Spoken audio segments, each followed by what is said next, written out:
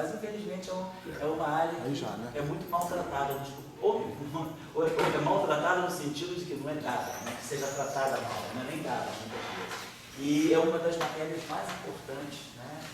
Teoria de grupo está na base da formulação da mecânica quântica, da física de partículas. Hoje, em muitas áreas da física, física nuclear, faz recurso forte, teoria de grupo, relatividade, mecânica, teoria quântica de campos. É difícil hoje a gente fazer qualquer coisa mais avançada em física, se não for teoria de grupo. Teoria de grupo é bastante importante. Dá para o cara se virando, mas fica com a formação meio quebrada, meio compartimentada. E teoria de grupo é uma coisa bastante, pelo menos um curso introdutório é bastante simples. Ela tem várias divisões. Acho que não vai precisar não, certo? Obrigado, tá? A teoria de grupo tem várias divisões. A gente pode fazer uma abordagem algébrica, que é a abordagem que nós vamos fazer. A abordagem que nós vamos fazer aqui, basta vocês saberem vetores e matrizes. O pré-requisito fundamental para essas aulas que eu vou fazer aqui é álgebra linear 1. E agora, a teoria de grupo avança. Então tem coisas que a gente vai podendo refinar, colocar métodos mais refinados, e aí pode-se fazer uma formulação totalmente geométrica da teoria de grupos. A teoria de grupos pode ser olhada do ponto de vista da geometria diferencial, do ponto de vista da análise também. Então a teoria de grupo é muito rica, tem muitas abordagens. A gente está adotando a abordagem algébrica, que é a abordagem mais imediata, serve para todas as áreas da física. A abordagem mais geométrica, mais geometria diferencial, ela é mais importante, por exemplo, para a relatividade, para alguns aspectos que vai estudar a gravitação quântica, supergravidade. Então, tem muitas visões que a gente pode dar da teoria de grupo. O curso pode ser muito abstrato, pode ser um curso mais concreto, né, mais aplicado. Vou fazer aqui uma coisa mais aplicada. A ideia básica do curso aqui vai ser deixar quem está seguindo, transmitir bem a ideia do que são a relação entre grupos e simetria. Para nós, o que é fundamental ficar desse curso é a relação entre grupos e simetrias. Simetrias o conceito de simetrias é um conceito fundamental na física, né, em todas as áreas da física. Então, relacionar grupos com simetrias. Relacionando grupos com simetrias, a gente vai estar relacionando, essas simetrias vão estar muito relacionadas a partículas,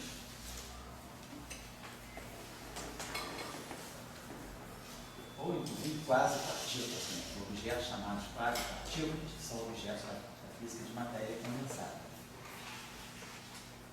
E as simetrias vão estar ligadas também à questão das chamadas degenerescências na mecânica quântica.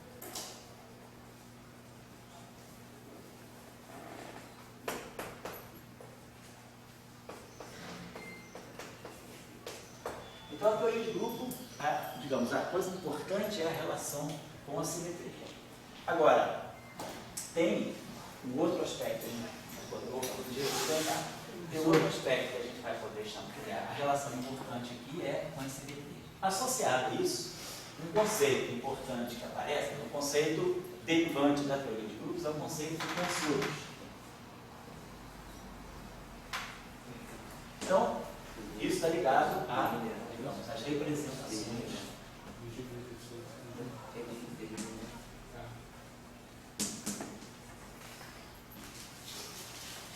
Dos grupos, né?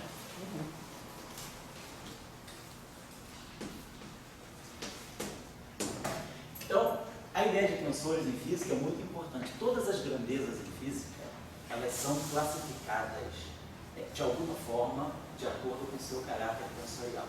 Quando eu digo tensores, eu estou falando da forma mais ampla possível.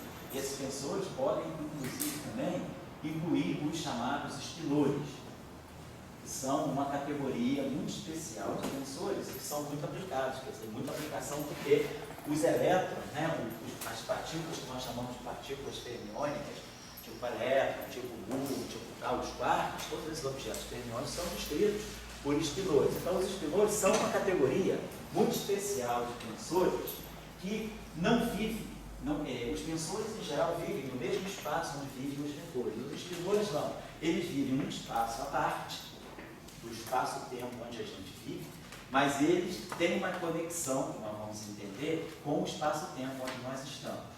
Então, eles são um objeto fora do espaço-tempo, mas eles carregam uma informação importante sobre o espaço-tempo. Então, isso aqui, os espelhos estão associados às partículas de natureza fermiônica, estão associados aos leptons, né?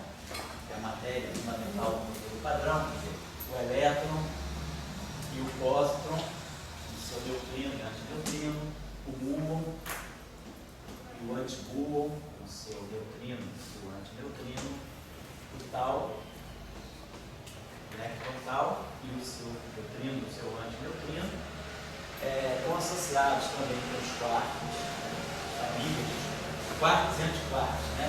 Então, está associados com o quarto U, o quarto D, o quarto C, o quarto S, o quarto T e o quarto D.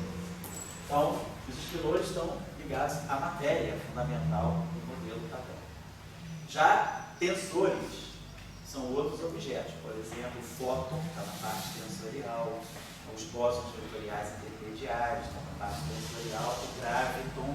Então, aqui, a gente, nessas outras representações aqui, a gente coloca, por exemplo,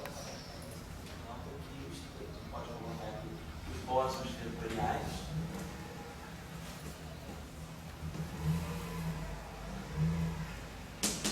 Também, por exemplo, o gravitão, que é o portador da interação gravitacional. Então, as partículas, elas são ligadas a tensores ou objetos que são, no fundo, é isso que a gente está falando, representações de algum tipo de grupo, né, ou de álgebra. Nós vamos ver que existe uma conexão, os grupos de Lie, é o que nós vamos estudar aqui. Os grupos de Lie, eles estão sempre associados a uma álgebra de Lie. A toda a álgebra de Lie corresponde a um dado grupo de Lie.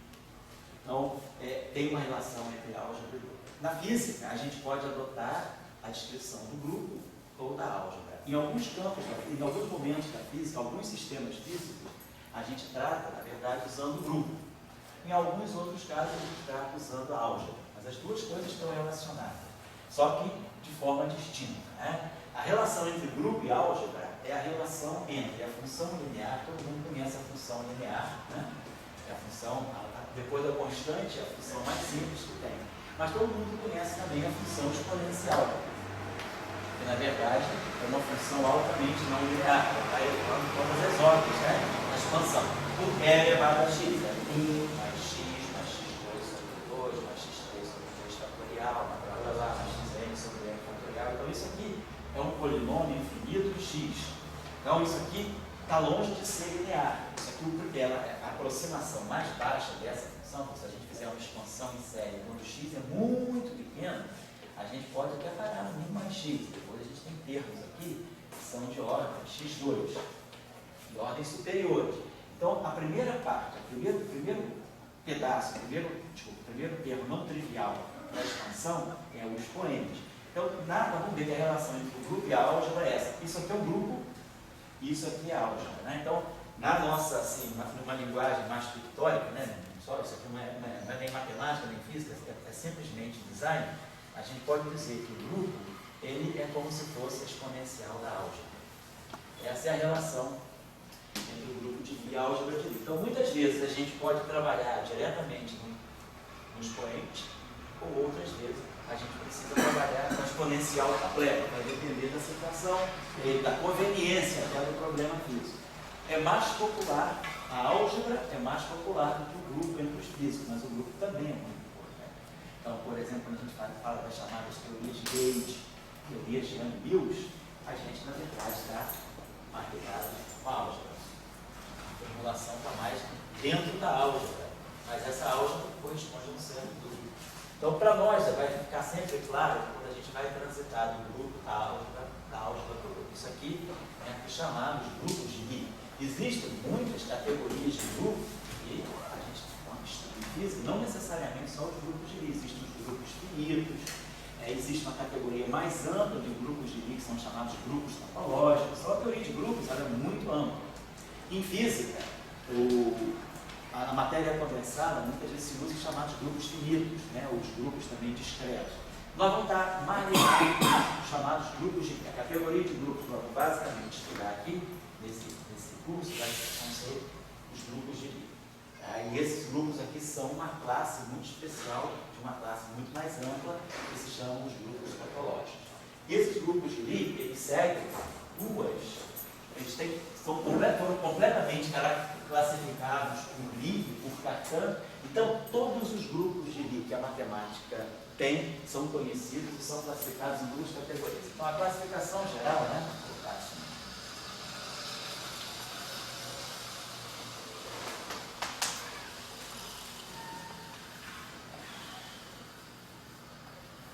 Nós vamos depois, claro, especificar melhor o que significa um grupo de Lie, né? O que eles são tão interessantes e o que faz deles, né, receberem esse nome especial, grupos de Lie, qual é a característica que marca, né, a importância deles e mais. Os grupos de Lie classificam-se em duas categorias fundamentais que o Lie e o Cartan classificaram. São chamados grupos de Lie clássicos e os chamados grupos de Lie excepcionais.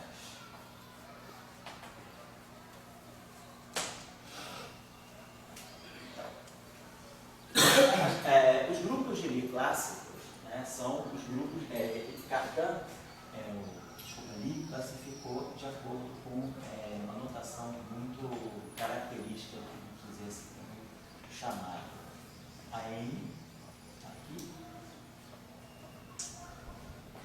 B2N,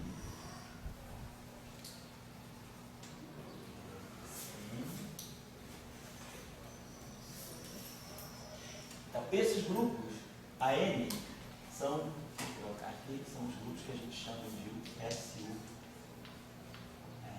estão ligados ao SU.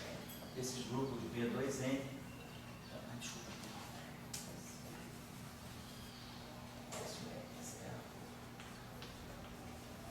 esses aqui estão ligados aos grupos SO, 2N,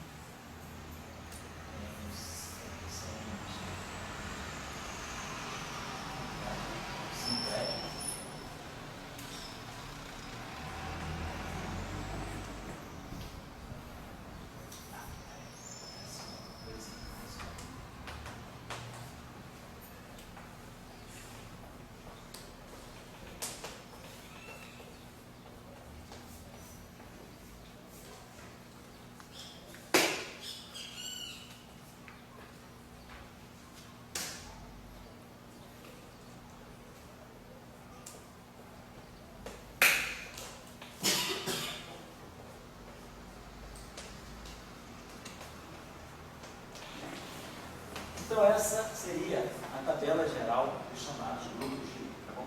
Depois de especificar o que eles são, a importância de cada um deles. Aqui são chamados grupos unitários, muito importantes na mecânica quântica, na física de partículas também. Aqui são chamados grupos de rotação, aqui são chamados grupos sincréticos, e aqui também são grupos de rotação. Só que quando o espaço tem dimensão par ou ímpar, a característica desses grupos muda um pouco. E aqui são chamados grupos excepcionais, que são grupos que não têm uma interpretação geométrica direta no espaço-tempo, mas que são grupos classificados, que podem satisfazer os requisitos fundamentais para a estrutura ser um grupo de divisão, o grupo G2, o grupo F4 e os grupos excepcionais E6, E7 e E8. Então, basicamente, esses são os grupos de Lie chamados excepcionais. Essa aqui é a tabela, todo e qualquer grupo de Lie cai numa dessas características. Tá? Tem depois também as extensões complexas, então estou falando só a apresentação geral. Então, basicamente uma partícula pode estar uma partícula ela pode ter alguma conexão com algum desses grupos aqui. Como o Dória falou aí, quando a gente fala de uma partícula em física, né, um objeto, vai falar de uma. Depende se é partícula, né, da física de partícula, é uma partícula dita fundamental, ou se é uma partícula mais complexa, como esses objetos da matéria condensada. Mas a gente sempre classifica uma partícula em física, a gente dá a massa dela, quando a gente fala do elétron, quando a gente fala do tal, quando a gente fala de um quark, a característica que a gente dá a uma certa partícula, né, caracteriza uma partícula, ela tem uma certa massa, ela tem um certo spin, é uma medida do momento angular intrínseco dela, inclusive das propriedades magnéticas dela, ela pode ter uma certa carga elétrica, ela tem uma carga eletromagnética, e ela pode ter outros números quânticos, ela pode ter, então, outros atributos quânticos, que a gente chama de números quânticos, né?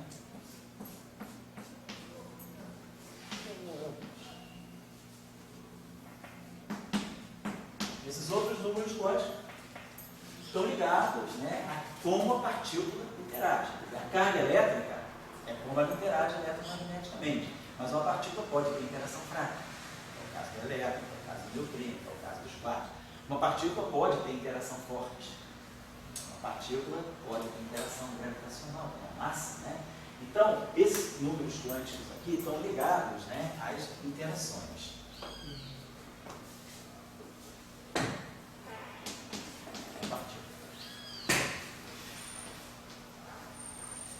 E o que a gente compreende é que esses números quânticos, eles não são gerados arbitrariamente. Todos eles têm origem em algum tipo de grupo.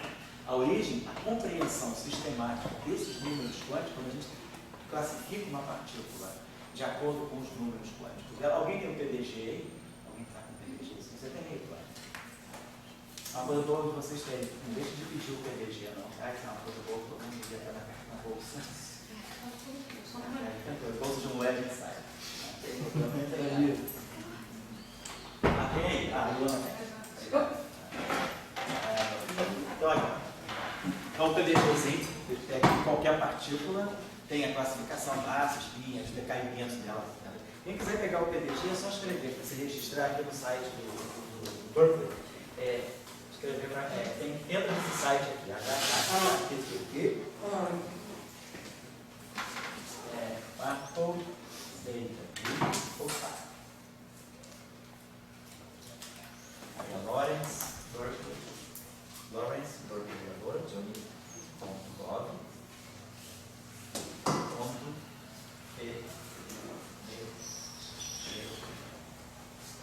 Vocês entrem aí, se registrem, não precisa pagar nada, cartão de crédito, nada, tudo super gratuito. Deixem os contatos de vocês, pedem para fazer um cadastro muito rápido, sobretudo do e-mail, né, a instituição onde vocês estão, e aí vocês podem escolher os 3 produtos que chegam pelo correio. O é o livrinho, tem também a agendinha, você está com a agendinha aí? Não. Tem a agendinha também, todas as datas, endereços de instituições do mundo todo, e tem um outro que é pesadão, é uma maçaroca, assim, que esse não manda pelo correio, esse aí fica online. Tudo isso está online, vocês podem ter acesso ao PDG online também. Oi? Recebeu o meu? Não? Ah, recebeu? Ah, então estão mandando agora. Que antigamente eles mandavam só para esses mesmo tijolão. Então, mas ele está online. Então, demora para chegar. Demora. Ele é troço assim, demora para editar. Agora, justamente em outubro, vão começar a chegar os do período 2000, esse do PDGzinho para 2012 e 2013.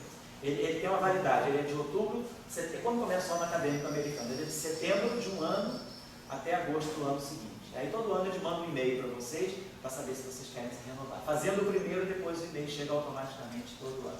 Então, escrevendo para lá, vocês ganham esse livrinho. É bom porque atrás tem vários reviews sobre várias áreas da física, fala sobre matéria escura, sobre energia escura, cosmologia, física de partículas, artigos escritos por especialistas para dar uma passagem geral na área, que você vai os cósmicos, fala aqui de supersimétricas, modelo padrão, e o PDGzão, o grandão, o tijolão que o Antônio está falando, ele tem muito articulinho de grupo, uma opção de coisas. Aqui ele inclusive diz, tem o PDG grande, sistemas internacionais de unidade, relações eletromagnéticas, testes experimentais da teoria de gravitação, Big Bang no nucleocínio, técnicas de Monte Carlo, multiplate de SUN, tablôs de Young, tem muita coisa.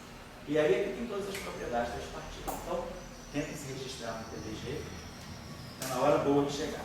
Então, quando vocês pegam o PDG, tem uma partícula qualquer que seja aqui, seja ela elementar ou não, se for uma partícula elementar, como ser um quarto, né, ou bóson de Gauss, todas as propriedades estão aqui. E podem ser também partículas hadrônicas, podem ser vários, podem ser mesos, aí explica a constituição, tempo de vida, decaimento, tem toda a física de partículas está pegada aqui lá. O seu também é um azul, do ano passado, né?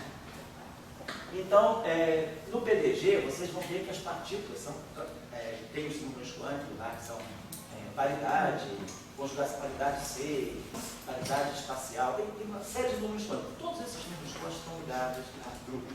São simetrias que estão por trás. Então, a importância de classificação das partículas, a importância dos grupos é que as partículas, elas são sempre o que nós chamamos de um tipo de representação de um grupo. Por exemplo, a massa e o spin, elas estão associadas com a natureza espaço-temporal. A origem delas é uma simetria espaço-temporal.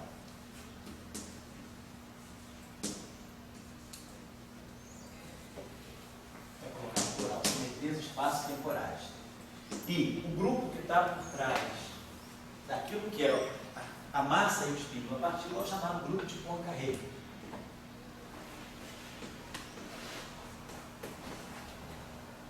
Mas o spin também não sai da representação do grupo de Poincare? O spin sai, na verdade, do grupo de Lorentz. Do grupo de Lorentz. Aí quando você introduz as translações, você gera o Poincare e sai a massa. Mas aí o spin está lá dentro do Poincare. Quer dizer, Poincare é Lorentz, esses outros números quânticos aqui não. Esses aqui são os chamados grupos de simetria internos.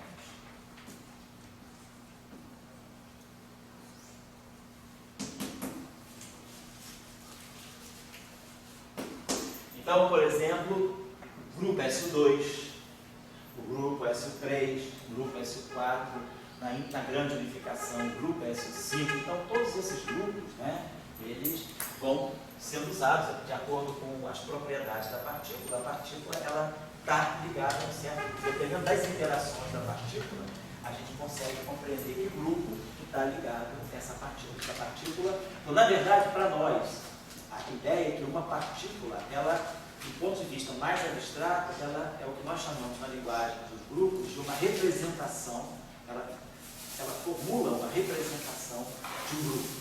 Então, aí a gente tira as propriedades da partícula. Então, essa, vamos dizer assim, é a ideia geral. Então, por isso que os grupos são muito importantes. Nós, alguns discretos eles são internos. Os discretos também são grupos, podem ser internos ou espaço-temporais. Por exemplo, a paridade é uma simetria discreta, mas espaço-temporal.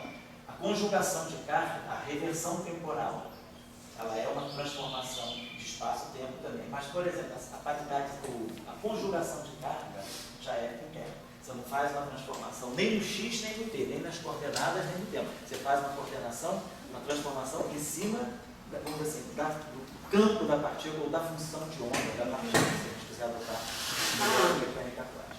Então, as simetrias são importantes porque elas sistematizam a nossa noção do que é a partícula. Hoje, a gente está com grupos muito mais assim, mais estendidos do espaço-tempo do que simplesmente o grupo de Poincare. Hoje, se vocês olharem na literatura, vocês vão ver falar muito dos chamados grupos de antidecídio, que são extensões do grupo de Poincare e que também levam à ideia de partícula. Agora, o que é uma partícula do grupo de Poincare ou o que é uma partícula do grupo de antidecídio?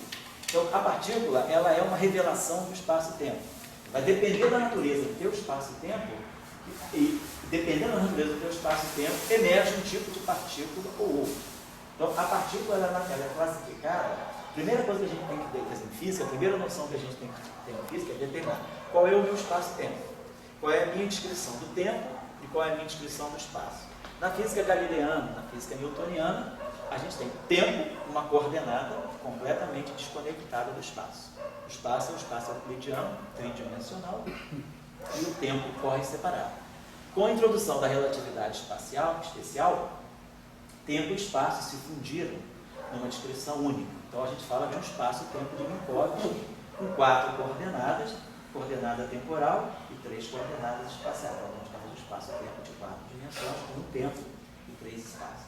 A gente pode estender isso. Se a gente vai, por exemplo, para um espaço de antidecídio, a gente já passa a ter 2 coordenadas temporais. A estrutura de antidecídio é 2 coordenadas de tipo temporal e outras coordenadas, que podem ser 3, 4, 5, não importa, de natureza espacial. E aí, o conceito de partícula, ele ressente imediatamente do tipo de espaço-tempo onde você está. Então, a partícula só faz sentido do momento que a gente define o espaço e tempo. Então, no nosso mundo, está implícito que nós estamos no espaço euclidiano, mas as nossas partículas fundamentais são todas relativísticas. O elétron, o neutrino, os quarks, são objetos relativistas. Então, na verdade, a descrição dela não está nem no espaço, não está na física newtoniana, está na relatividade especial. Então, a gente precisa, um conceito importante para nós vai ser o espaço de Minkowski, que é o espaço natural da relatividade especial, e aí a gente vai classificar as nossas partículas nesse espaço de Minkowski. Mas antes disso, a gente vai fazer uma abordagem mais adiabática, a partir de coisas mais fundamentais.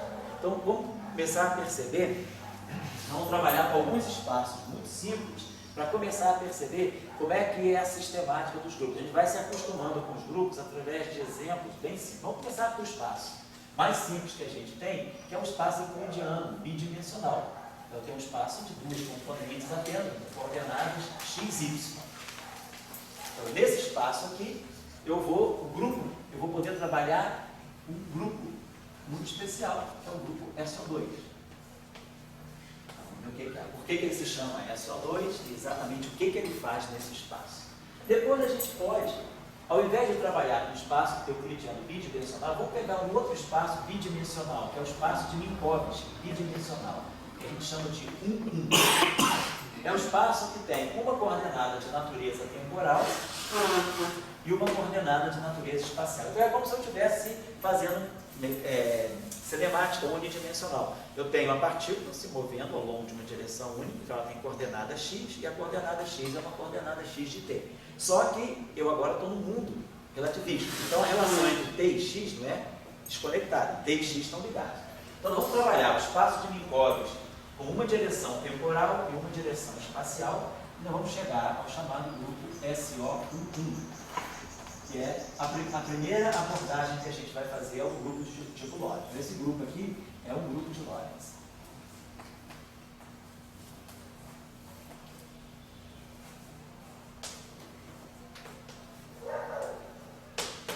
Então, é o que a gente chama de grupo de Lorentz bidimensional. Tá? Então, o grupo de Lorentz bidimensional é o grupo SO1. Então, aqui a gente já vai ver como é que nascem as transformações de Lorentz e como é que sai a relatividade especial. Então, daqui vão sair as chamadas transformações de Lorentz.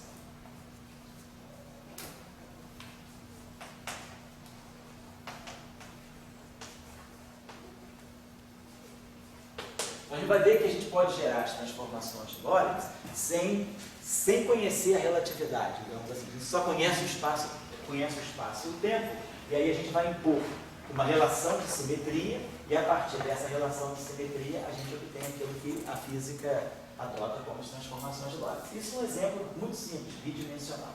Depois, ainda mantendo o pé nas duas dimensões, nós vamos trabalhar com um espaço complexo bidimensional. Então, o espaço tem duas coordenadas, mas são complexas. Então, é como se a gente tivesse uma coordenada Z grande, que tem componentes C1 e Z2. São duas componentes complexas. Esse espaço aqui, ele vai dar para nós o grupo SO2, é um exemplo importante de grupo unitário. Esse grupo aqui está presente na mecânica quântica o tempo todo, através do conceito de momento angular e através do conceito de spin. Está presente na física de interações fracas também, está presente na física nuclear através do conceito de spin isotópico. Então o grupo SO2, ele tem muitas facetas na física, ele aparece de modo, é o mesmo grupo, mas representando físicas diferentes em muitas situações. Ele pode representar a física do momento angular na mecânica quântica, ele pode representar a física do spin, ele pode representar a física do spin isotópico nas interações fracas, ele pode representar a física do spin isotópico na física do... Está mal aí, né, cara?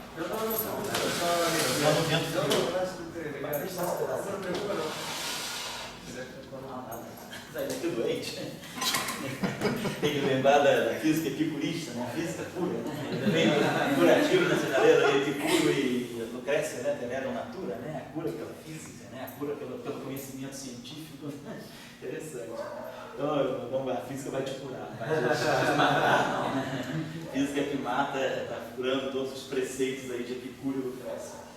Então, a gente vai colocar sempre a ideia, né, de que a gente vai ter transformações ligadas a espaço-tempo. Então, a gente vai para um espaço complexo, bidimensional, que a gente usa muito na álgebra linear para fazer cálculo C2, para estudar diagonalização, estudar um pouco de espaços CN na álgebra linear. Quando a gente estuda cálculo complexo, também cálculo de variáveis complexos, a gente estuda cálculo de CN, né? Então a gente precisa trabalhar também em espaços complexos. Claro que o nosso espaço-tempo não é um espaço complexo, mas a gente vai mostrar que a gente pode formular o espaço-tempo euclidiano bidimensional, a gente pode pegar x e y e transformar num espaço complexo. A gente pode dizer, o nosso mundo é real, mas eu posso compor as coordenadas reais e dar uma descrição complexa de nosso mundo real. E aí a gente vai começar a ver a conexão com os espirões. Então, por exemplo, esse outro grupo que aparece aqui, que é interessante, é o grupo S1. Aqui também, então vai aparecer uma espécie de espaço de Minkowski complexo. Qual é a utilidade disso? Tem exemplos de mecânica quântica que podem ser interessantes. Então, tem um espaço que a gente chama de C. É um espaço complexo? Sim. Com uma coordenada tipo tempo e uma coordenada tipo espaço. Esse espaço complexo aqui está ligado ao chamado grupo S1. Então, com isso, a gente vai praticamente passar o olho nos grupos que saem dessa física, desses espaços bidimensionais. Espaço euclidiano, espaço tipo Minkowski, espaço complexo, espaço tipo pseudo-complexo, que é o pseudo. Então, a gente praticamente passa um pouco em cima desses espaços bidimensionais. Depois, a gente vai fazer uma passagem para o espaço tridimensional.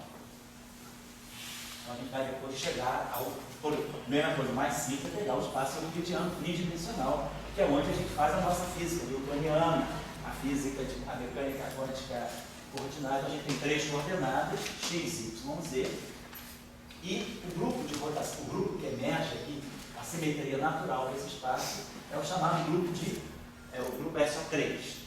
E aí, o que vai ser interessante, a gente começa a fazer conexão com o que já houve. A gente vai mostrar que, do ponto de vista do grupo de Lie, o grupo SO3 ele é praticamente, quase que um irmão do grupo SO2. Eles são grupos distintos. Um atua no espaço real de 3 dimensões, outro atua no espaço complexo de 2 dimensões, mas eles têm uma coisa em comum, eles compartilham uma estrutura fundamental, eles têm a mesma álgebra de Lie. Então, esses 2 grupos são distintos, mas eles... Vou colocar as setinhas se juntando aqui. Eles compartilham a álgebra de Lie em comum.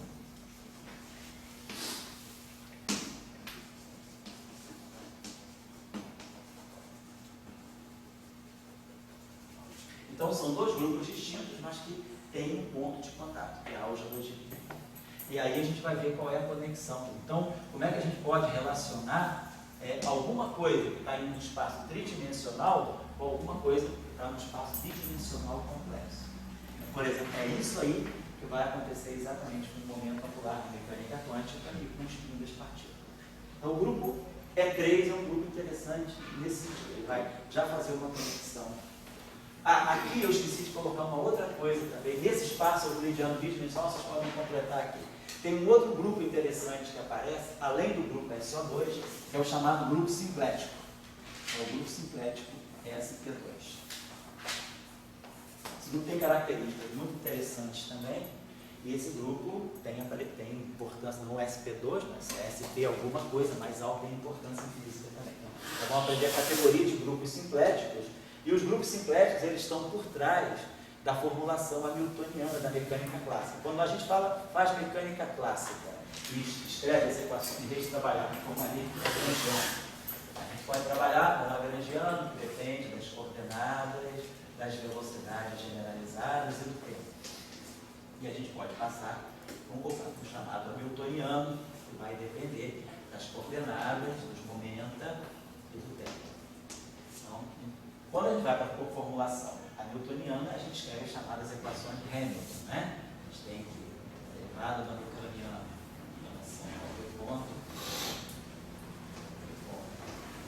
e a derivada do hamiltoniano em relação ao Q menos P ponto. Isso aqui define, na formulação hamiltoniana, uma chamada estrutura simplética. E esses grupos simpléticos, então, são muito importantes na descrição hamiltoniana da mecânica clássica. Então, para só uma motivação. Então, os grupos simplexos estão intrinsecamente ligados à própria mecânica newtoniana na formulação da Hamiltoniana. Bom, então acho que com isso aqui, deu uma totalmente saturada em 2 dimensões. Vamos para 3 dimensões.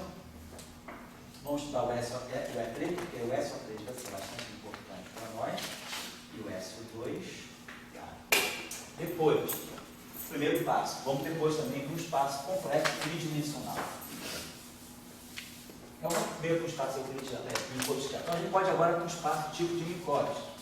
Um espaço que tem uma coordenada de natureza temporal e 2 coordenadas de natureza espacial. Então, é como se tivesse. Tem a coordenada do tempo e tem um plano. A minha física se passa no plano e eu tenho a coordenada temporal. Então, em vez de ser uma física em 3 dimensões, é uma física, vamos dizer, é uma relatividade especial, só que em 2 dimensões espaciais. Então, esse espaço-tempo, o espaço de Minkowski tridimensional, quando a gente fala de espaço de Minkowski, está sempre implícito que é uma coordenada temporal e as outras coordenadas são de natureza espacial. Então, o espaço-tempo é tridimensional, uma coordenada está reservada para o tempo e as outras para o setor espacial. Então, o grupo que sai daqui é o chamado grupo de Lorentz em 3 dimensões, o SO com 2. Aqui também tem consequências físicas bastante interessantes. Para a própria física de matéria condensada. Quem já ouviu falar no fenômeno, por exemplo, da supercondutividade,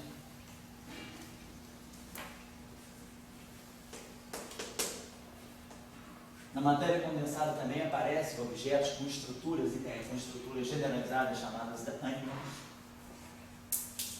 Então, está dizendo ânions, né? N qualquer, on partícula. Então, é a partícula que pode ter, por exemplo, qualquer spin. O conceito de spin em 3 dimensões é completamente diferente do conceito de spin que a gente tem no mundo 4-dimensional, mas isso tem uma aplicação física, não é só física de alta energia nem teoria de campos, é matéria condensada. Esses Ns, esses chamados gases gêmeos, a gente tem uma série de sistemas de natureza tridimensional, 2 dimensões, fenômenos que são planares. Sobretudo hoje com a física, com a nanofísica desenvolvida do jeito que está, você poder realmente fazer materiais praticamente planares, como é o caso do grafeno, né?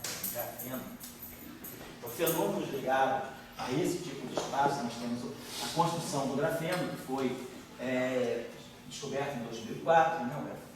Depois a gente tem também materiais novos, como as cerâmicas de supercondutividade de altas temperaturas críticas, grafeno, e outros materiais aqui, outros efeitos que acontecem aqui, como é o chamado efeito Hall quântico.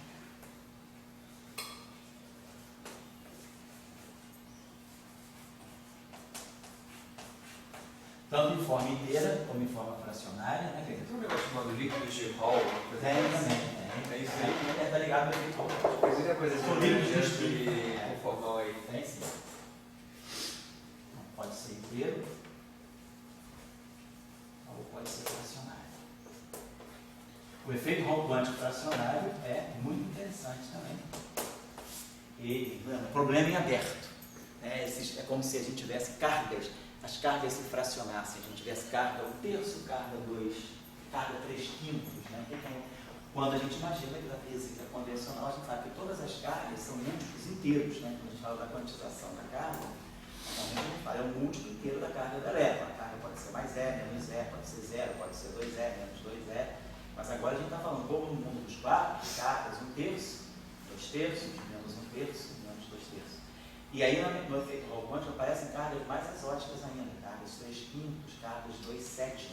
Ele dá evidência de que a natureza pode, os elétrons podem se combinar de uma certa maneira para formar estruturas com uma carga completamente fracionária.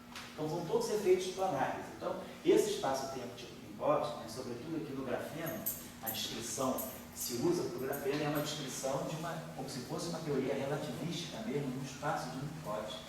Apesar do fenômeno não ser relativístico, ele pode ser reconduzido a uma forma típica de espaço de Minkowski com esse grupo.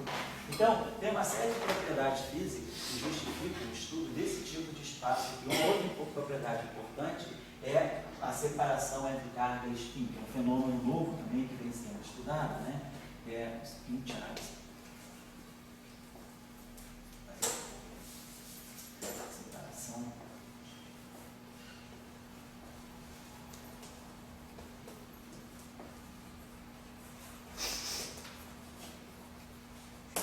quando as propriedades de carga e as propriedades de spin de uma partícula elas podem ser desacopladas uma da outra. É como se o elétron ele se desdobrasse em duas partículas distintas. Uma partícula que só tem carga, mas não tem spin, e outra partícula que só tem spin e não tem carga. Então, esses são fenômenos interessantes também, que já se tem radicalização experimental.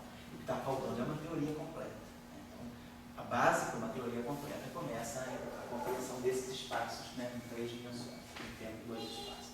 Bom, então eu acho que a gente pode, basicamente, saturar o mundo tridimensional agora indo para o espaço complexo, que é onde vai aparecer um grupo também que tem uma importância muito grande na física da partícula, na mecânica quântica, que é o espaço complexo de 3 dimensões. Então eu vou agora para um espaço de 3 dimensões, onde eu tenho coordenadas Z1, Z2, Z3, que são coordenadas complexas.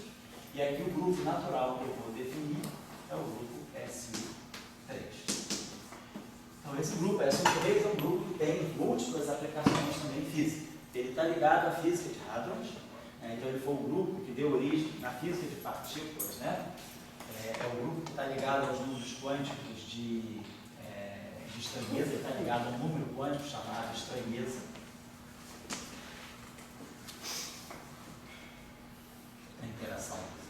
As interações fortes.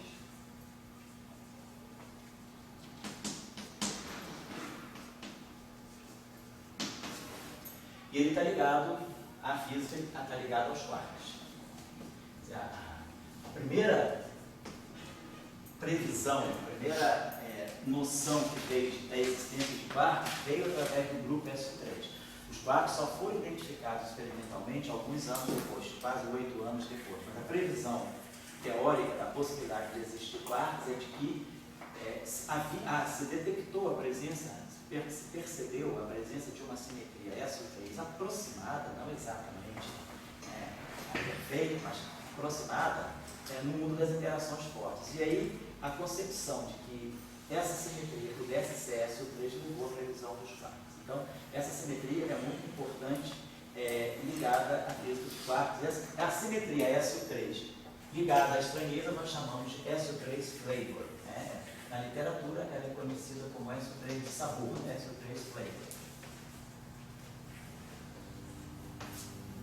Depois, mais à frente, quando os quarks foram identificados e se percebeu que havia uma dinâmica mais fundamental dos quarks, que é chamada eletrocromodinâmica quântica, apareceu uma nova formulação do SU3, não mais ligada aos tipos de quarks. Esse SU3 flavor está ligado aos desdobramentos do quark. Quark U, quark D, os tipos de quark. Apareceu uma simetria nova ligada, o SU3 está ligado à formulação de uma nova teoria chamada cromodinâmica quântica, e a simetria que está presente aqui é a chamada SU3 de cor, SU3 color. Então, essa simetria aqui, ela é responsável, ela está por trás da dinâmica, da relação entre quarks, antiquarks, e os chamados gluons,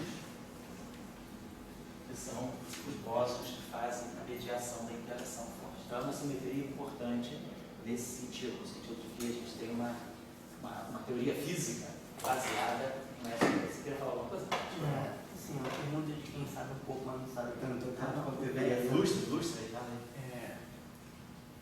Existe um quark que é o Strange, que foi apresentado como sendo o quark da estranheza. Isso. Os outros quarks também têm essa carga ou não? Não, pois é, essa carga de estranheza é só do quark S. Quando se propôs o SU3, nessa faixa, nós estamos aqui em 1961, você tinha o quark U e o quark D, que formavam a matéria hadrônica do Sol. O quark U e o quark D estão por trás dos prótons e dos nêutrons. Como, nesse período, década de 50, os aceleradores começaram a produzir em laboratório quarks de natureza diferente, que tinham características físicas diferentes, se entendeu, introduziu-se o conceito de estranheza, o número quântico estranho. O estranho estava no sentido de que eles tinham um efeito estranho ligado a esses hadrons que estavam sendo produzidos. Eles eram produzidos de uma forma muito abundante. estridente, inesperada. E aí vai, just weird, né? Strange. E aí colocar, tem uma estranheza aí. E aí quando se identificou que esses quartos tinham uma propriedade, esses rasgos tinham uma propriedade muito especial, chamou-se isso de strangeness. E aí, na formulação de Gell-Mann de SO3, ele viu que a strangeness, ela podia ter um terceiro quarto que podia ser responsável pela estranheza. Mas, isso aqui foi a previsão de Gell-Mann 68. Já se sabia que as partículas tinham uma estranheza, mas ninguém tinha ainda percebido que essa estranheza podia vir de uma partícula mais fundamental que era o quark. Você percebia que tinha uma estranheza com os hadrons, mas não sabia que a origem era um quark que estava lá dentro. Então, com a formulação SO3 de Gell-Mann, ele consegue mostrar que por trás de todos os hadrons, vários e métodos conhecidos na época, havia 3 quartos. Esses 3 quartos estão ligados diretamente à simetria SO3. Isso aqui ainda numa formulação eminentemente teórica. Fenomenológica. Você sabia que havia objetos com estranheza, mas não se sabia de onde vinha a estranheza. Quando Gell-Mann introduz a simetria SO3 nesse mundo das interações fortes, ele percebe que há um terceiro quarto, e esse terceiro quarto ele podia jogar aqui todas as propriedades da estranheza. Então isso chamou o quarto estranho. Praticamente 13 anos depois, em 1974, aparece o quarto com Sharp. Esses quartos não tem Sharp. Esse tem. Esse quarto é estranho, esse é o quarto do Sharp. Depois aparece o quarto Bottom, em 78, e depois em 95 o quarto Kay. Então, esse quarto aqui, ele não tem nem Charme, nem Bottom, nem Top, nem estranho. Cada quarto tem a sua característica, a gente chama sabores distintos. Esse cara, então, só quem tem estranheza é só o quark S. E esse quark S, na nossa concepção hoje, atual, na formulação de Gell-Mann, o quark S, ele, do ponto de vista da classificação das interações fortes, ele faz uma trinca, ele faz um triplete com o quark U e com o quark D. Na nossa visão das interações fracas, os quarks aqui, eles quebram essas famílias. As interações fracas, elas associam o quark U com o quark D, o quark C com o quark S e o quark T com o quark D. Então, a simetria SO2, a interação SO2 fraca, ela vai organizar os quartos, os 6 quartos, os 6 sabores de quarto, em 3 dubletes. Cada um desses dubletes está ligado à simetria SO2, em 2 dimensões, SO2. Do ponto de vista das interações fortes, quando Gell-Mann fez a classificação, esses quartos estão em triplete. Certo? Então, a estranheza é uma propriedade característica só do quark S. Certo? Os demais quartos, nenhum quarto tem estranheza a não ser o quark S. Nenhum quarto tem charme a não ser o quark C. Bom, então, isso aí fecha para nós, eu diria que para 3 dimensões. Esses 5, Oi.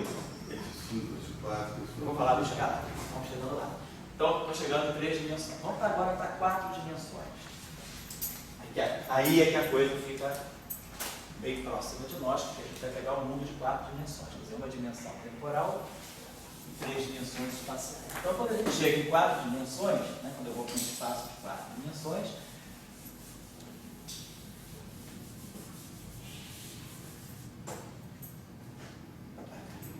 então, vamos pegar primeiro de tudo o espaço euclidiano, quadridimensional. Então, vou pegar um espaço agora que tenha 4 coordenadas reais: x1, x2, x3 e x4. Então, esse espaço aqui, o grupo natural sai daqui, é o SO4. Então, e esse grupo aqui, a gente consegue ver que ele tem uma relação muito grande com o SO2. A gente vai ver que esse grupo aqui, ele está, na verdade, ligado a... Existem 2 SO2, é como se ele tivesse um SO2 ao quadrado. Para entender o que esse quadrado significa. Assim não quer dizer nada, o que significa levar um grupo ao quadrado, né? Mas a gente vai ver que, na verdade, existem 2 estruturas de SO2 contidas dentro do grupo SO4. E esse grupo tem uma importância muito grande em conexão com o átomo de hidrogênio quântico, o átomo de hidrogênio da formulação de Schrödinger.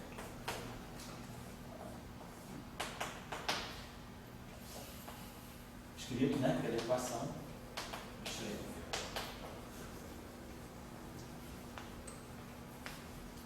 quando a gente fala daqueles orbitais atômicos, aquela estrutura de orbitais atômicos, né, quando a gente define um S2, né, os orbitais, né, então, o primeiro nível, do átomo de hidrogênio, onda S, momento angular zero, dois estados de vida. Depois a gente vai estar 2S2, 2P6.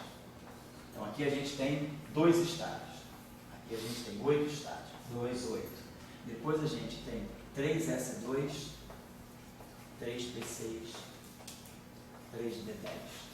E aí aqui a gente já forma o famoso 18. 2, 8, 18, 32, né? Então, esses números, 2, 8, 18, eles não são números soltos. Por que 2? Por que 8? Por que 18? Porque não 10. Então, esses 2, 8, aí a gente vai para o nível 4. Né?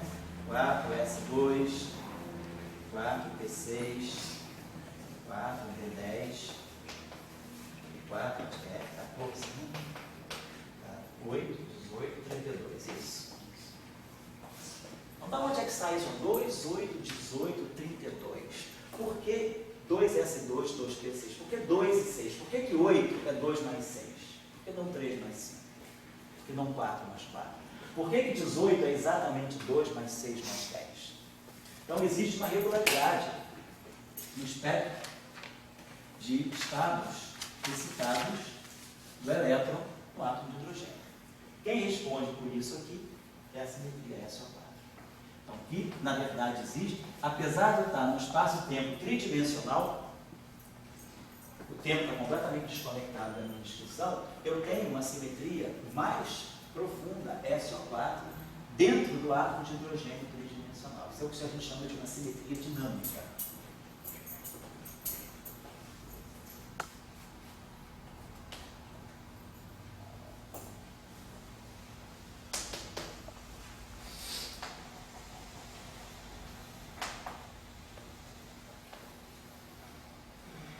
Existem outros exemplos muito interessantes de simetria dinâmica na mecânica quântica, como, por exemplo, quando a gente usa o oscilador harmônico bidimensional isotrópico, ou oscilador harmônico isotrópico tridimensional, a gente vai ver que aparecem automaticamente simetrias do tipo SUN. Se eu pegar o oscilador harmônico isotrópico em N dimensões, ele tem uma simetria SUN também de natureza dinâmica. Não é uma simetria cinemática que separa a energia cinética da energia potencial. O importante aqui é que se a gente olhar para o Hamiltoniano, que já estudou um pouquinho de mecânica quântica, e olha para o Hamiltoniano do átomo de hidrogênio, o que a gente vê é uma simetria SO3.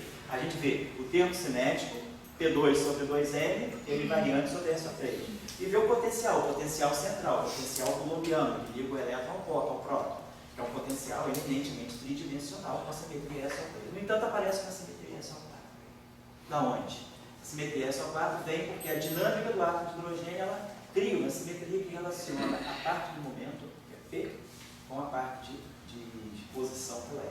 Então há uma simetria dinâmica que é típica da interação coulombiana dentro do átomo de hidrogênio e que mostra. E aí a gente pode resolver, se a gente quiser tirar os níveis de energia do átomo de hidrogênio sem resolver a equação de Schrödinger, sem usar os polinômios de Laguerre, sem fazer qualquer uso de equação diferencial, a gente pode resolver só por método algébrico, só fazendo álgebra, mexendo com vetores, a gente consegue tirar o espectro de energia do átomo de hidrogênio, a famosa, né, energia do tipo, os níveis de energia dão aquele valor, né, menos 13,6 volts sobre esse N aqui. N pode ser 1, N pode ser 2, N pode ser 3, N pode ser 4. Então, o nível de energia, o espectro do átomo de hidrogênio pode ser resolvido através de métodos de teoria de grupo que não concordam. Você não precisa saber a função de onda. Isso é uma outra coisa que você pode saber por outro lado. Se você precisa, às vezes, saber só o espectro de energia de um sistema quântico, muitas vezes a teoria de grupos pode ser importante. Ela oferece esses métodos, chamados métodos dos grupos dinâmicos, para a gente resolver problemas de espectro sem precisar, às vezes, resolver a equação de onda, que é muito complicada. Você imagina um sistema com mais elétrons. A gente só sabe, o maior computador do mundo hoje, eu acho que só sabe resolver a equação de átomo até 8 elétrons. Se você botar um átomo, parece de 12 elétrons, ele pode levar a idade do universo para resolver.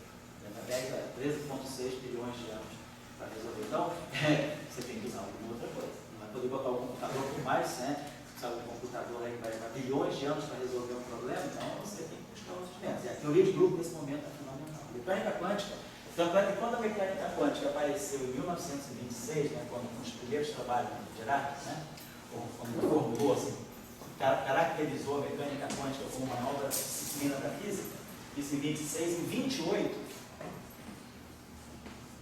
Hermann Weyl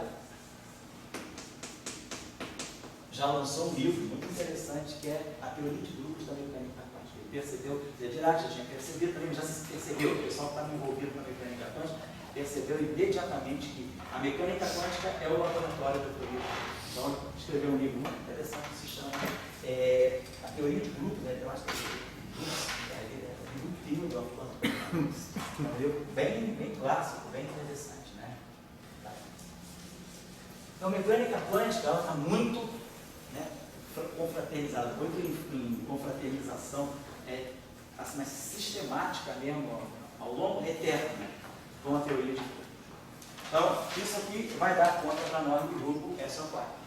Interessante esse grupo vai aparecer em conexão também com outros fenômenos, tipo fenômeno ferromagnético, pode falar de magnetismo ligado ao SO4. Bom, aí o grande salto para nós, né, nas 4 dimensões é chegar ao espaço de Minkowski, em 4 dimensões. Então nós vamos ter o espaço de Minkowski agora, com uma dimensão temporal e 3 dimensões espaciais. Então nós vamos ter a coordenada de tempo e as coordenadas de espaço. Esse espaço, esse grupo aqui, ele vai dar para nós 2 grupos muito importantes. Vai dar para nós um grupo de Lorentz.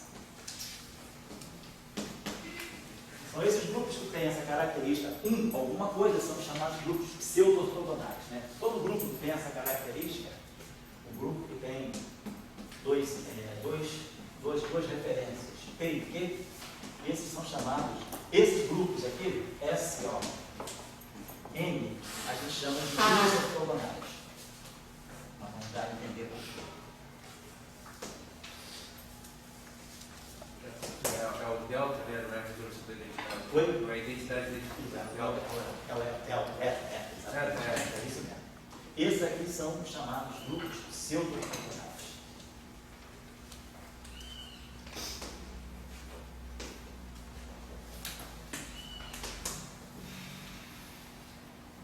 Então, esse grupo, o grupo de Lorentz, então, é um típico grupo pseudo-ortogonal. E depois, logo imediatamente após o grupo de Lorentz, o grupo importante a ser estudado é o grupo de Poincaré. Vamos chamar aqui Poincaré em 3.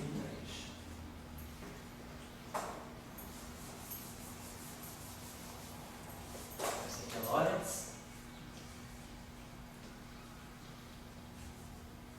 Esse aqui é Poincaré.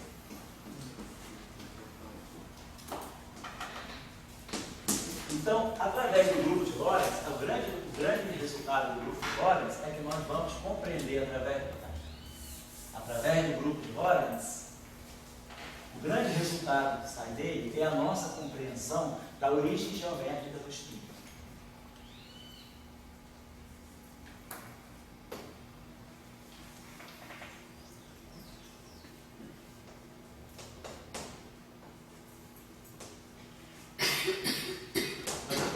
Compreender o próprio spin da mecânica quântica, a gente começa a perceber que o spin, a mecânica quântica dá uma descrição dele, mas a própria geometria do espaço-tempo já prepara toda a física do spin. A única coisa que a mecânica quântica faz com o spin é multiplicar por h quadrado. Então, o trabalho final da mecânica quântica é botar uma unidade de h quadrado em cima do spin. Toda a descrição, simetria, tudo que a gente pode imaginar sobre o spin, quem está me dando é o grupo de Lorentz, ou seja, esse é um conceito puramente da relatividade especial. Então, o conceito de spin está associado à teoria da relatividade especial. Restrita, vou botar isso, a teoria da relatividade especial. E a abordagem da mecânica quântica para o spin, o que a mecânica quântica faz? Ela praticamente pega vamos dizer assim, o spin e multiplica por h quadrado. Vamos dizer, o trabalho grosso quem faz é a relatividade. A relatividade faz a torta e a mecânica quântica coloca a cerejinha sobre a forma de um h quadrado. Então, você entendeu isso. Isso é interessante para nós, porque mostra para a gente como é que essas relações vão se formando, a relação entre espaço e tempo, e aquilo que esse H cortado não deixa de não ser. Quer dizer, qual é a origem do H cortado? O H cortado é uma unidade física, que tem grandeza física, que tem unidade de joule segundo. Então, de uma certa maneira não, as unidades dela estão claras aqui. Ela mexe com energia, a unidade dela é energia vezes tempo. Então, é uma grandeza. Energia é massa. E tempo é tempo. É uma questão da relatividade. Então, a mecânica, a própria constante de Planck, ela está dizendo para nós alguma coisa do próprio espaço-tempo. Ela pode ser uma mensagem de que o próprio espaço-tempo é quantizado, que é o que depois a Quantum Gravity vai buscar lá na frente. Se a gente quiser entender por que é importante quantizar o campo gravitacional, faz sentido, não faz sentido, é preciso, não é preciso? Tem mensagens assim meio isoladas de que o espaço-tempo deve ter lá no fundo uma estrutura quântica. O próprio fato de H cortado coordenar toda a mecânica quântica, todo o fenômeno quântico, e ele trazer essas unidades claras do espaço-tempo, massa e tempo, isso mostra que talvez a gente tenha que perceber alguma coisa mais dentro da própria gravitação. A gravitação é massa. De dono de casa, como é que significa Como? isso? Desculpa. Em termos de dono de casa. Dono de casa, não, isso é comigo, fala para minha mãe que eu tenho que falar para minha mulher. O que é joule? Como é que se apresenta joule? Olha, eu já fiz. A coisa que eu falo de joule é o seguinte: imagina que você tem 1 quilo de açúcar. E você quer pegar 1 quilo de açúcar e levantar de 1 décimo de metro. Ou então você pega 1 quilo de açúcar, faz esse esforço e levanta ele de 1 metro. Então, o que é energia? Essa MGH. 1 vezes 10. Então, a energia que você gasta, para você ter uma ideia de um joule, a energia que você gasta, não sei, estou falando dona de casa, estou falando como que eu falo para os moleques lá do pré-vestibular. Você levanta um objeto de 1 quilo para uma altura de 1 metro, esse esforço que você fez, esse trabalho que você realizou, essa energia que você gastou, MGH, M é 1, G é 10.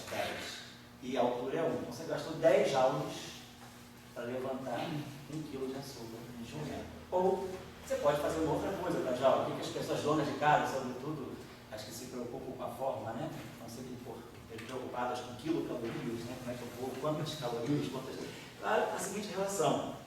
1 joule, 1 caloria, tem praticamente 4 joules. Então você relaciona com uma mulher que está acostumada, preocupada com dieta de caloria, né?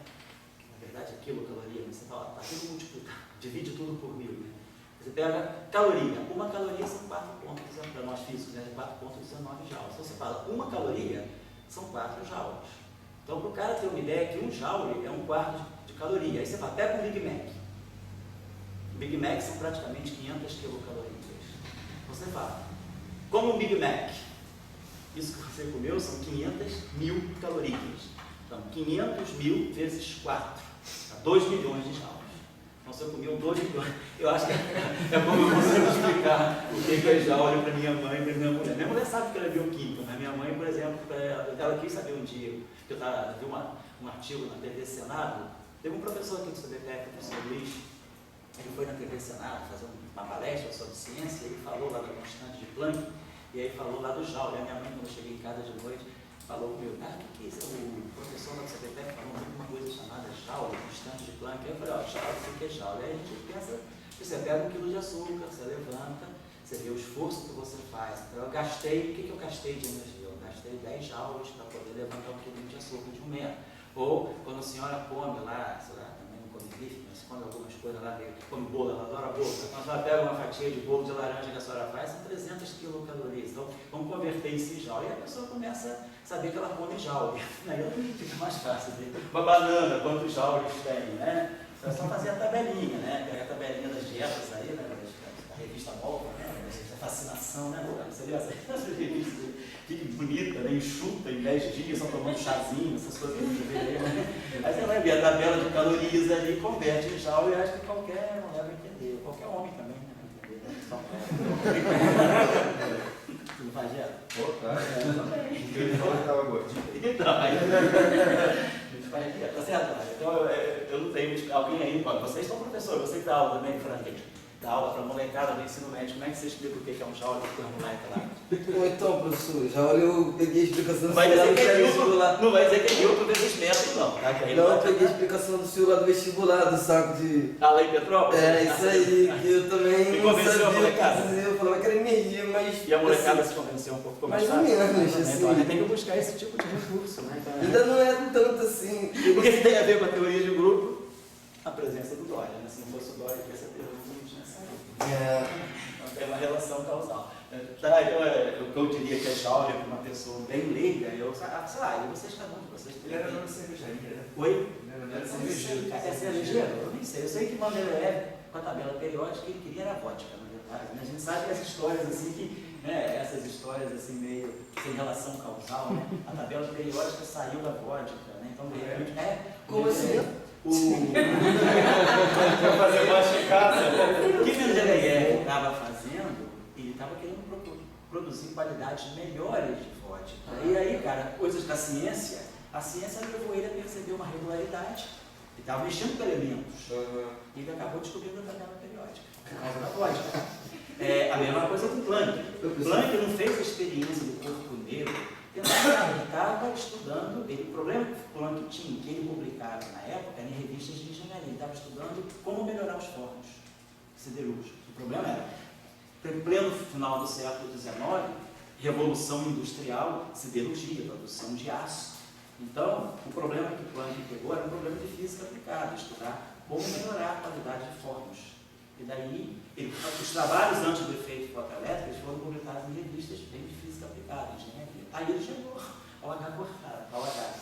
Então, a física tem essas idiosincrasias, né? Não é o cara que estava ali que percebeu. De Broglie era historiador. Oi? De Broglie, né? Era historiador. Eu não sei, eu sei que ele era príncipe, mas pode ser que... Eu sei que o Item era historiador, o De Broglie também era historiador. O Item também? O Item era historiador, o Item fez história.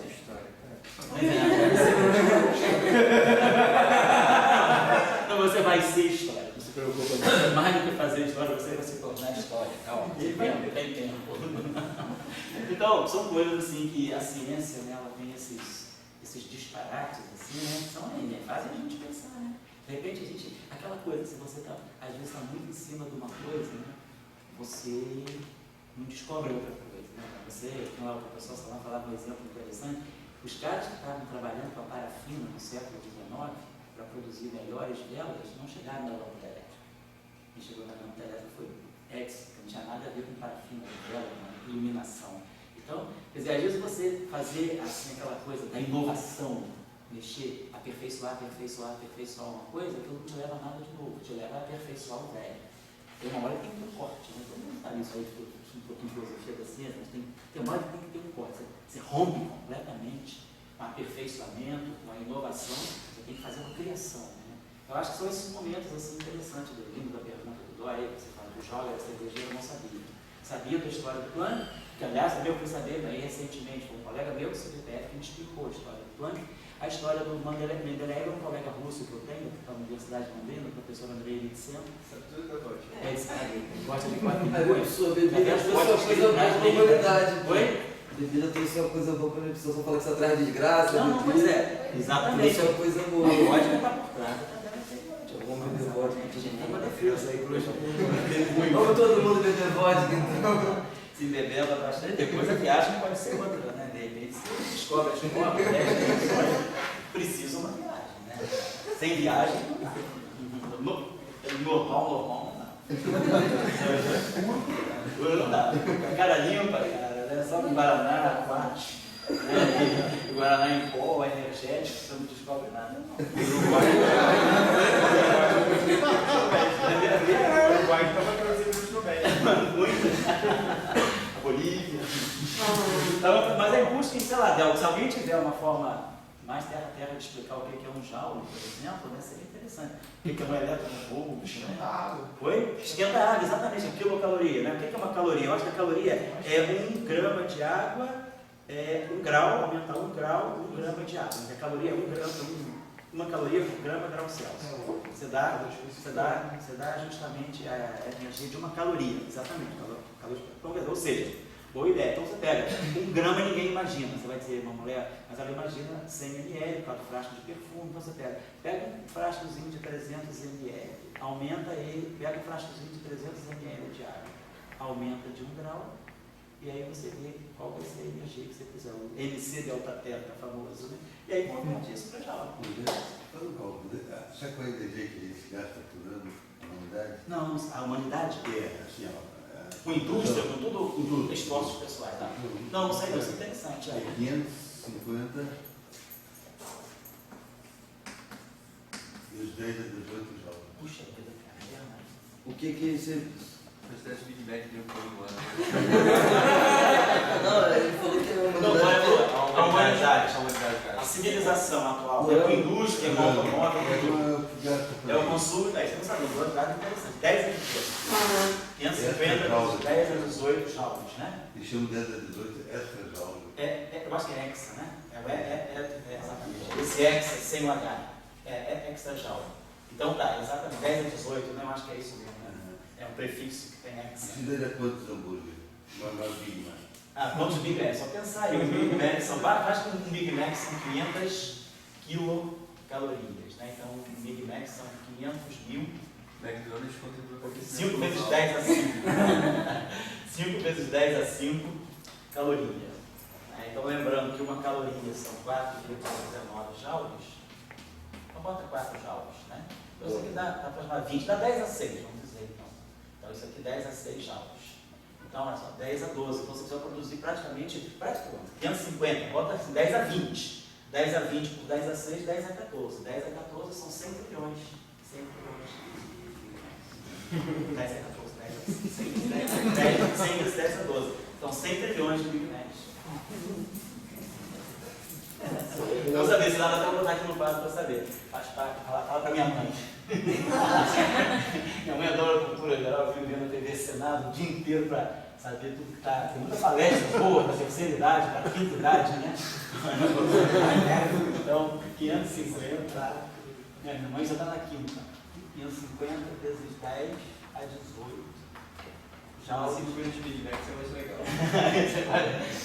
Você botar lá no pré-vestibular.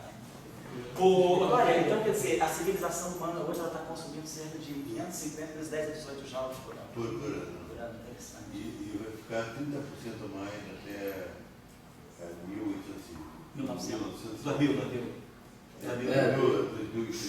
Até 2030, então, quer dizer, dentro de praticamente 18 anos, vai aumentar 30%. Projeção. De campo, Sei. a grande questão é energia, né? Claro. E a primeira maneira de falar sobre o campo não é energia eólica, é campo, né? A primeira maneira de falar sobre o campo é campo. Campo é uma maneira anterior à partícula, né? Exatamente. E anterior a biocombustível.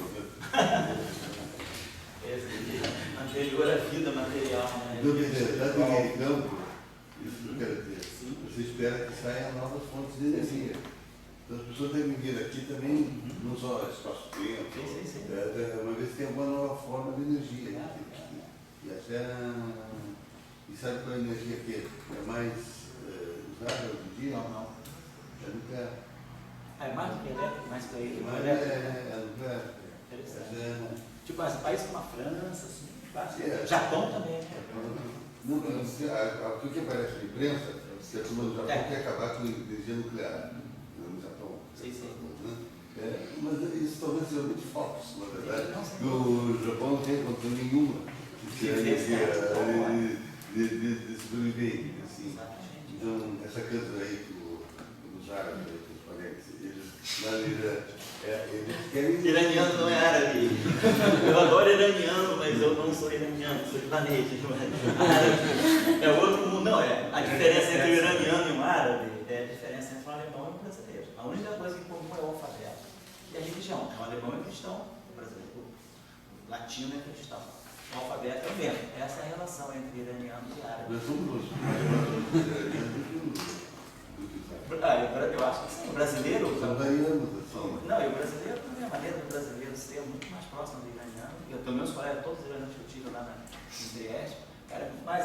O árabe é muito mais raiva, muito mais duro, muito mais rígido. O iraniano é muito demais. Assim, cidade, o poderamiento que vem para o Brasil, cara, é brasileiro em poucos meses. Mas, Né? enfim, o direito dele de fazer A bomba. a energia nuclear. Então, você vê o efeito da televisão, ela está, não é para saber. A gente acaba a aula, né? De campo não é só para saber. Não, claro. Já energia. Ah, neutrino, por exemplo, agora todo o esforço que tem sido feito de fazer tecnologia a partir de geoneutrinos, né, neutrinos produzidos no centro da Terra, e está lá produzindo, tem um monte de material decaindo. Como é que vai aproveitar esses neutrinos todos que vêm, né, que estão incidindo sobre a Terra, né, cerca de 50 trilhões de neutrinos a cada segundo por metro quadrado? Quer dizer, para buscar formas de, sei lá, de usar energia. Né? Como é que vai tornar essa energia aplicável? Pode custar muito caro. Ainda não se sabe, pode ser um processo muito caro. Como lá no Japão, se tira as usinas nucleares, como lá não tem cachoeira, né? O jeito é tirar a energia das marés. Agora eu não sei quanto isso custa, em que estágio tecnológico isso está, estou dizendo no fundo que vai salvar nem ainda a energia nuclear. Né?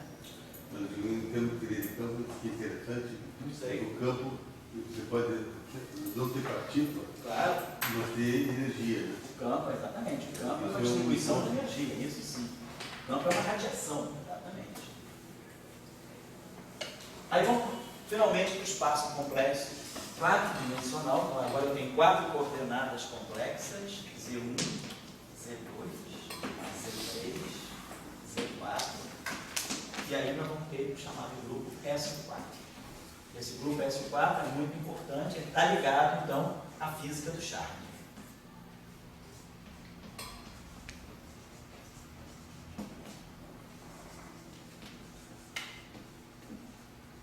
Está ligado ao Charme.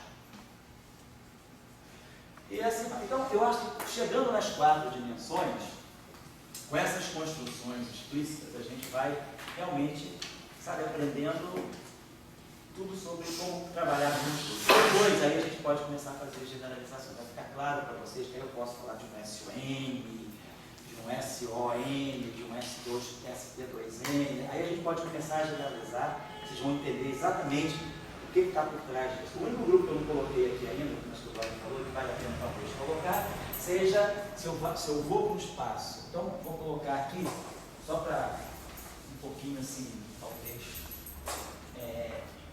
falar um pouco de coisas assim, também atuais, que a própria matéria condensada está interessada, são esses espaços de antidisciplina. Então, por exemplo, a gente está em 4 dimensões, eu posso ir para um espaço agora de Minkowski do tipo 2, 3. Eu tenho um espaço de Minkowski 5-dimensional, mas com 2 coordenadas temporais e 3 coordenadas espaciais. Nesse espaço aqui, exatamente desse princípio, isso, exatamente. O grupo, quer dizer, nesse espaço aqui eu vou ter um grupo pseudo-ortogonal com 2 direções temporais e 3 dimensões espaciais. Esse grupo aqui, ele descreve exatamente o espaço diante de Sitter quadridimensional, não 5 não. Ele descreve o antidecíter, nós vamos entender por que eu preciso ir para 5 dimensões para conseguir entender o que é o antidecíter em 4 dimensões. Então, esse grupo aqui é bastante interessante. Ele descreve, né, o que eu chamava de espaço de antidecíter em 4 dimensões. E aqui, isso tem uma consequência muito interessante também, a física de partículas. Através desse espaço, a gente pode entender se realmente partículas que nós observamos no nosso mundo, como por exemplo os neutrinos, como por exemplo o elétron, como por exemplo se a gente vier observar o bóson de Higgs, esse espaço aqui, ele nos dá uma base muito grande para compreender se as partículas do nosso mundo, que nós conhecemos como elementares, se realmente elas podem ser compostas. Então, se a gente falar de um Higgs composto, uma possibilidade para buscar um Higgs composto é através da compreensão desse grupo aqui, nesse espaço aqui. O grupo SO23, ele tem uma representação muito característica que foi descoberta por Dirac, chamada de singleton. Esse grupo está associado aos chamados singletons.